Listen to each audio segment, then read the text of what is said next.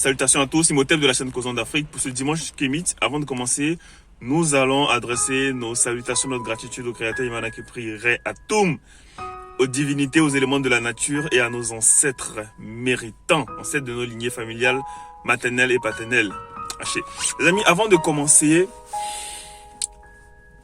Oh là là les amis, j'ai reçu énormément de messages positifs, de personnes qui nous félicitaient du travail qu'on faisait, félicitaient la chaîne, félicitaient tout ce qu'on faisait, les vidéos, les lives, le message pour les ancêtres, la connaissance de la spiritualité africaine, l'enseignement qu'il y a derrière, nos cultes kémites, etc. Donc grand merci à vous les amis, et puis vous êtes de plus en plus nombreux à vous abonner à la chaîne, je vois tout le temps les statistiques et ça fait plaisir, merci pour ces messages d'encouragement. Les amis, je vais répondre à une question qui revient souvent et qui commence à nous agacer. Sincèrement, ça commence à nous agacer parce que c'est ridicule en fait les amis, c'est ridicule. Mais bon, on va essayer de répondre avec calme, avec intelligence. Vous savez, il y a énormément de noirs, encore en 2021, qui affirment que nos ancêtres étaient des polythéistes. J'ai déjà fait lors d'un dimanche kémite une vidéo là-dessus. Là, je vais faire cette deuxième partie-là avec un message totalement différent, mais je vais piquer les amis. Je vais piquer très fort parce que on en a marre en fait. Sincèrement, on en a marre. Moi, je suis comme le fils d'un père, d'accord, qui voit son frère insulter le père à tort en longueur de journée. Oui, il est comme ci. Oui, il est comme ça. Mais moi je dis à ces gens-là qui traitent nos ancêtres de tous les noms. Mais au bout d'un moment, d'accord, utilisez les amis ce qu'on vous a donné là, qui s'appelle le cerveau, il faut l'utiliser. Ou bien vous attendez qu'on vous explique que le cerveau c'est une application pour l'utiliser les amis. Il faut sincèrement l'utiliser. Et quand tu les écoutes, ils te disent, mais oui, les ancêtres étaient des polythéistes, ils adoraient plusieurs dieux. Mais quand tu leur demandes, ça vient d'où? Ils te disent la Bible ou le Coran. Mais moi, j'aimerais dire une chose à ces gens-là. Mais qui a dit que la Bible ou le Coran étaient des livres historiques? Qui a dit ça? C'est pas vous-même, vous avez dit que c'était des livres divins? C'est vous qui avez dit que c'était des livres divins. À aucun moment, vous n'avez dit que c'était des livres historiques. Donc, la Bible et le Coran ne sont pas des livres d'histoire. Bon, moi, je sais c'est quoi. La Bible et le Coran, c'est des romans, les amis. C'est des romans pour, on va dire, pour manipulateurs ou pour des gens qui sont dans... Les gens qui prennent leur fantasme, d'accord? Leur fantasme pour de la réalité. Des gens qui prennent leur fantasme pour de la réalité. Oui. Tous ceux qui se basent sur ces livres-là pour insulter les Noirs, des propres Noirs qui se basent sur ces livres-là pour insulter les Noirs. Les amis, je ne sais pas si c'est de la dissonance cognitive, si c'est un syndrome de Stockholm, si c'est simplement de la bêtise, je n'en sais rien. Mais en tout cas, il est hors de question que nous laissons passer, d'accord? Il est hors de question que nous laissions passer ce genre de choses.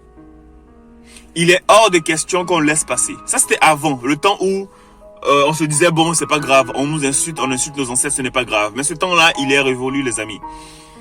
À aucun moment, à partir d'aujourd'hui, d'accord, vous ne devez pas laisser passer ce genre de choses-là. Donc, je vais vous donner, pour cette nouvelle vidéo sur le sujet, un deuxième argument, les amis. Quand ils disent que nos ancêtres étaient des polythéistes et que tu leur demandes, mais pourquoi tu dis ça, et qu'ils te disent, oui, ils adoraient plusieurs dieux, ils adoraient même le soleil. Nos ancêtres adoraient le soleil, ah bon? Mais quand tu leur demandes pourquoi, comment ça se fait? Oui, mais je sais pas. En fait, les amis, pour ce genre de personnes-là, ils voient tous les éléments de la nature tels qu'ils sont. Parce qu'ils ont un regard qui est limité. Ils ont une pensée limitante. Ils ont une pensée intellectuelle. Ils ont un intellect qui est limité.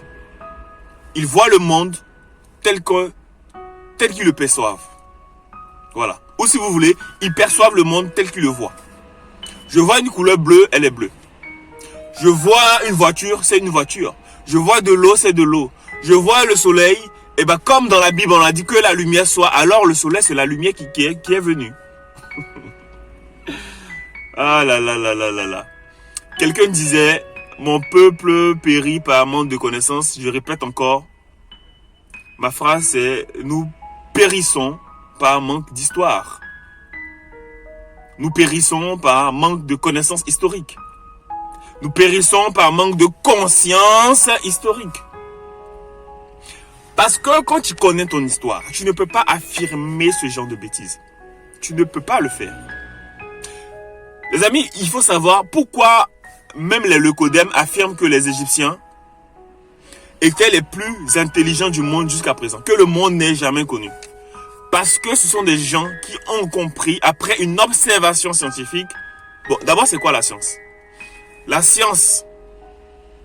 Non, je vais définir les choses clairement pour que les gens comprennent. La science, c'est la partie matérielle de la spiritualité. C'est ça la science. Je répète encore. La science, c'est la partie matérielle de la spiritualité. Parce que la spiritualité, c'est simplement de la science.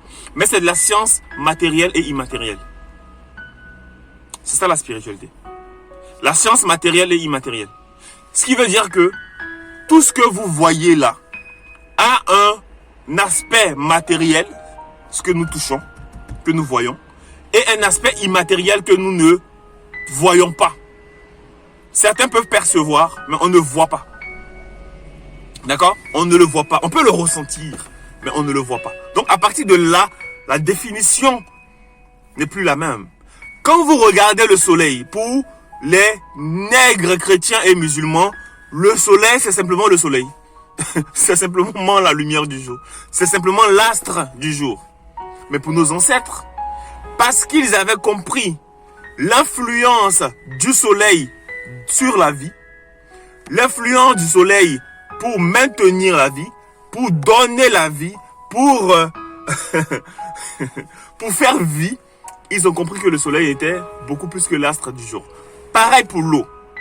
L'eau qui a été utilisée pour la conception du monde, Yemanja, la déesse des grandes eaux. Pourquoi nos ancêtres ont appelé l'eau Yemanja?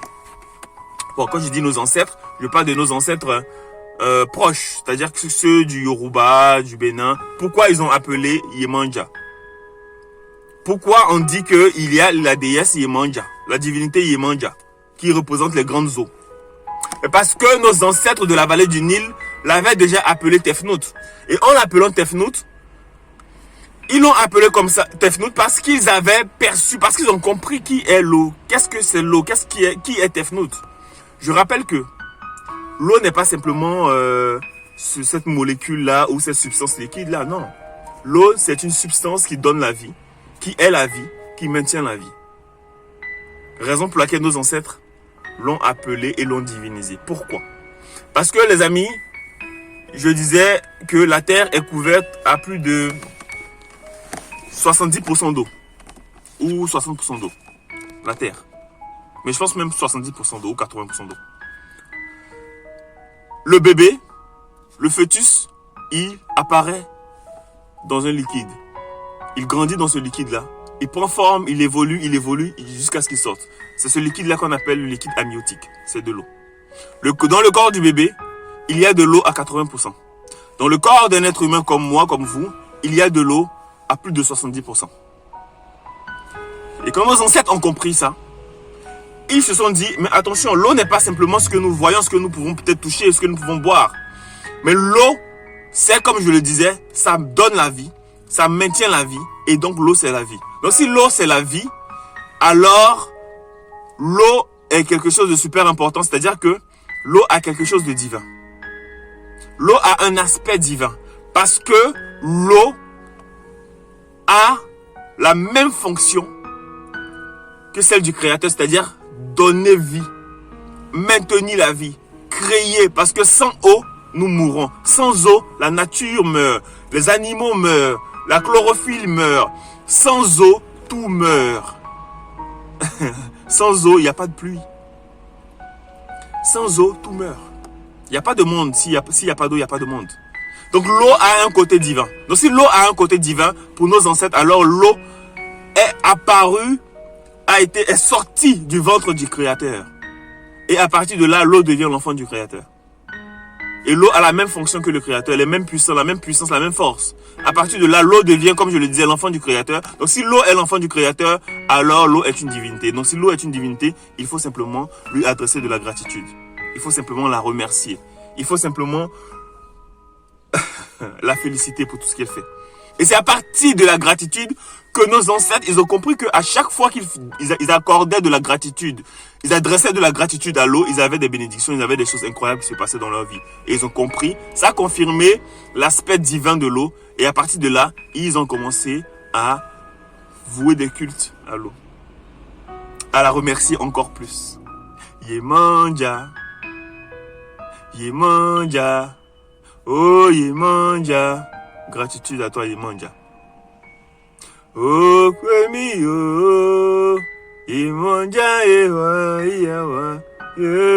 Non, les amis, c'est puissant. La spiritualité africaine, elle est puissante, les amis. Elle est magnifique, elle est puissante.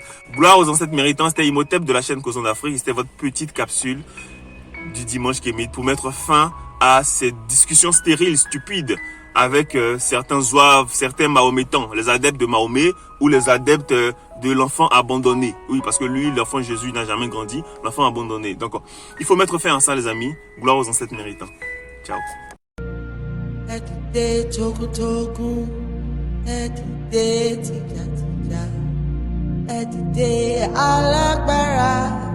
Dìde Ọlọ́run mi, kó wá ṣèrànwọ́ fọ́kàn mi.